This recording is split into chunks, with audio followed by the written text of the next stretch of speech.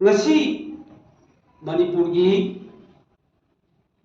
leiriba violence yamna laibak thiba violence mayam se masi kanana thon panu kanai matam to thopun Congress ta ekoi di opposition political party ni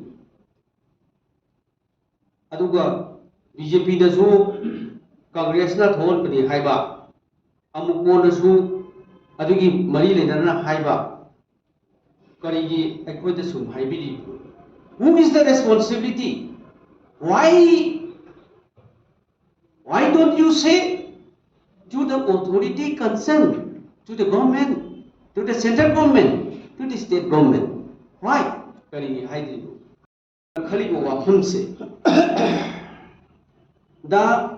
idea of Manipur, the Rahulji's idea of Manipur said, Masida, it includes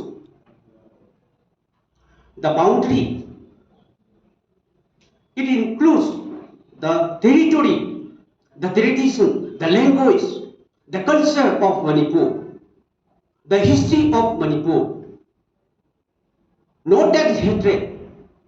It includes the people, including different communities of Manipur, the ideas of Manipur, of Rahulji. Rahulji ki ideas hai Manipur ki boundary, Manipur ki topography, Manipur ki community, Praja, people, mayam, punamak share. Masi Rahulji ki idea of Manipur. Senior. Ekoi Manipur semakpa, Manipur koirakpa, matamdegi. Madugi idea do. How became a Manipur? Say the idea of Manipur. Senior. Everything.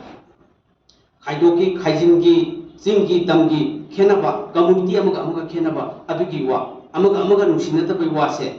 Masi Congress party laite hai the idea of Manipur of Rahulji. Senior Rahulji na hairido.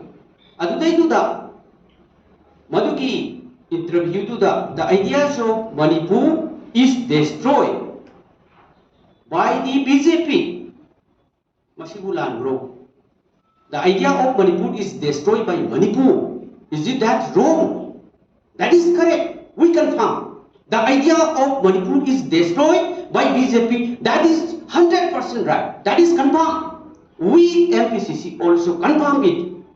President N. Nimbas Congress ke me ahum tagi thoga ti bagirang asigi kudung chabalauraga makoi gi Bharat Jodo gi jatra saruk ama oina Manipur irang sokali amusu political minus law honore haisibu kari ekoi political minus lauraga Congress ki MLA mangalai bus sakar sembang ngamdi kan khanbro koi sakar sembang BJP na adum sakar paibiyo fail hoiraba loin order ngakam ngamdragati leader singeju sinbiyo aduga PR thamkhare ju thambiyo alternative amadi tau ekoi je tha taru phajale ekoi leingak si sigi makhada ekoi meyam ware haibene aba adu election campaign la kuni hai ekoi gi kai khunda jariba members na adu di wa ma hajage me gi tang ahumda Manipur da Iran thoe violence laire me gi tang tara bo prime minister na Karnataka da vote form lai di kam do ba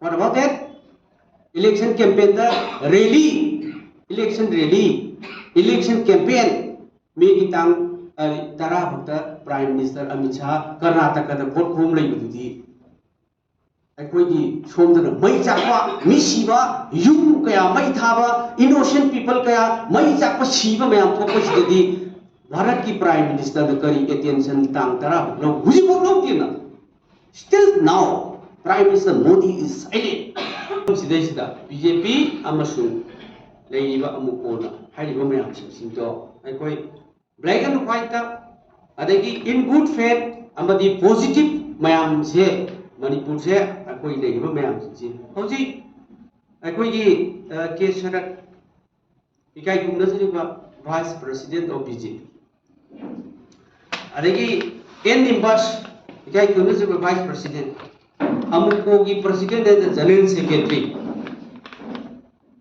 mayam Chiangmai dagi amtang Chiangmai gi mathak paktang amta satpra yabra yengbiyo adagi Palen gi mathakta amtang phawalaga khoi tim sema satpa yabra yengbiyo Moirang dagi hengalaga satpa yabra yengbiyo sidagi Kathema mi dagi hengalaga satpa yabra yengbiyo. Who is the responsibility? Government is the responsibility. Narco terrorism high na tamuse. Congress na interest later boy do man. Assembly da koi honorable K. Ranjit na waru drug to opposition MLA yauna warip lawsi hair warip lawsi bito.